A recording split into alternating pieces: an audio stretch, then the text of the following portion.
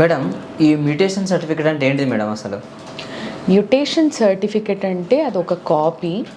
దాని మీద transfer of ownership అంటే ఒక వ్యక్తి దగ్గర నుంచి ఇంకొకరికి దీని ఆస్తి హక్కులు, రైట్స్ చేంజ్ అయ్యాయి అని చెప్పే ఒక సర్టిఫికెట్ అనమాట.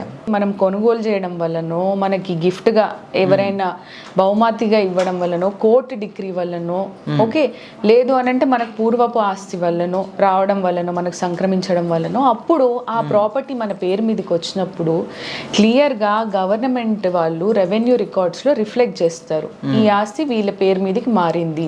ఓకే. ఆ ఆస్తికి సంబంధించిన వివరాలు, దాని హక్కుదారు ఎవరు అని అంటే మనం కాబట్టి మన పేరు మ్యూటేషన్ సర్టిఫికెట్లో ఉంటుంది. మేడం, ఈ మ్యూటేషన్ చేయించుకోకపోతే ఏమైనా అవుతుందా మేడం?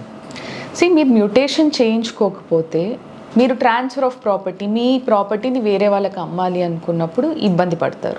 ఓకే, రీసేల్ చేయాలి అనుకున్నప్పుడు ఇబ్బంది పడతారు. మీ ట్యాక్స్ అసెస్మెంట్కి కూడా ఇబ్బంది అవుతుంది, ఎందుకంటే జిహెచ్ఎంసీలో మ్యూటేషన్ సర్టిఫికేట్ ఇంపార్టెంట్. ఓకే, అదే కాకుండా మీరు ఏదైనా బ్యాంక్ లోన్ ఎక్వైర్ చేయాలి అనుకున్నప్పుడు కూడా ఈ మ్యూటేషన్ సర్టిఫికేట్ లేకపోతే రిజెక్షన్స్ అవుతూ ఉంటాయి. ఇవి కాకుండా ఏదైనా మీ ప్రాపర్టీ లిటిగేషన్లో పడింది అనుకుంటాం, ఓకే, ఇంకెవరో ముందు ఓనరే ఓనర్షిప్ క్లెయిమ్ చేస్తున్నాడు అనుకుంటాం, అప్పుడు డెఫినెట్గా మనకి ఇబ్బంది అవుతుంది మ్యూటేషన్ సర్టిఫికేట్ లేకపోతే. ఇప్పుడు ఈ మ్యూటేషన్ చేయించుకోలేదనుకో మేడం, పాత ఓనర్ మీదనే ఆ పేరు ఉంటుంది మేడం, సో అతను వచ్చి ఏమన్నా మళ్ళీ డిస్ప్యూట్ చేయడానికి ఉంటుందా మేడం? డెఫినెట్లీ ఒకవేళ పాత ఓనర్ వచ్చి నేను ఓనర్షిప్ని క్లెయిమ్ చేశాడు అనుకుందాం, నాది అంటున్నాడు, మీరేమో మ్యూటేషన్ చేయించుకోలేదు, డెఫినెట్గా ప్రాపర్టీ డిస్ప్యూట్ అనేది ఎరేజ్ అవుతుంది.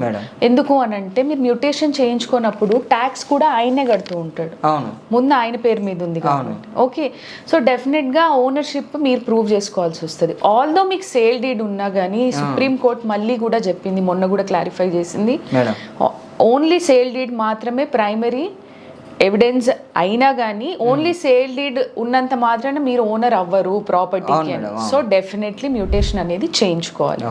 ఎందుకనంటే మీరు ఫ్యూచర్ లిటిగేషన్లో, లీగల్ డిస్ప్యూట్స్లో, ఓకే, ఎవరైనా వచ్చి మీ పైన దావా వేయకుండా ఉండాలి అని అంటే, ఆ ప్రాపర్టీ మళ్ళీ మీరు ప్రశాంతంగా అమ్ముకోవాలనుకున్నా, దాన్ని మీది కొన్ని దాంట్లో మీరు సెటిల్ అవ్వాలనుకున్నా కానీ ఈ మ్యూటేషన్ సర్టిఫికేట్ అనేది గ్యారంటీగా చేసుకోవాలి. మేడం, ఒక ఆస్తిని కొన్నా లేదా గిఫ్ట్గా తీసుకున్నా రిజిస్ట్రేషన్తో పాటు మ్యూటేషన్ చేయించుకోవచ్చా?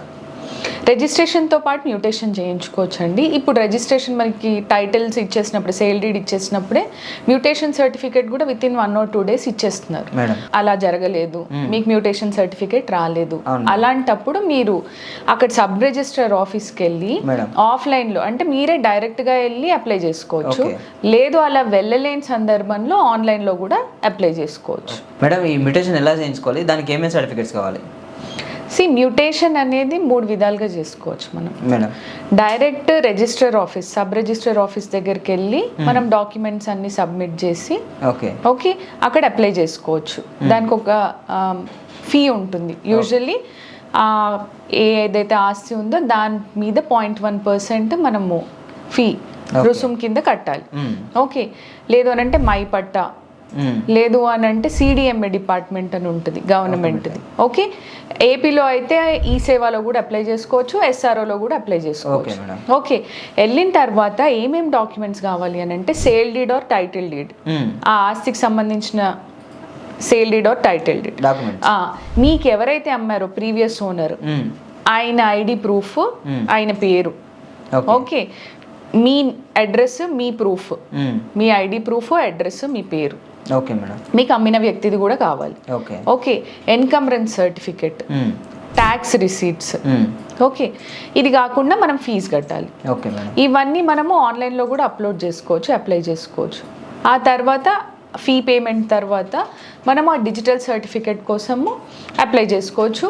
మీది ఓకే అయిన తర్వాత, వెరిఫై చేసిన తర్వాత రికార్డ్స్, అక్కడే డిజిటల్ సర్టిఫికేట్ అనేది వాళ్ళు ఇచ్చేస్తారు, అది మనం డౌన్లోడ్ చేసుకోవచ్చు. ఆఫ్లైన్లో అయితే మీరు వెళ్ళి కలెక్ట్ చేసుకోవచ్చు. మేడం, ఒక కొత్త ఆస్తిని కొన్నా లేదా తీసుకున్నా, గిఫ్ట్ లాగా తీసుకున్నా మేడం, రిజిస్ట్రేషన్తో పాటు మ్యూటేషన్ చేయించుకోవచ్చా మేడం?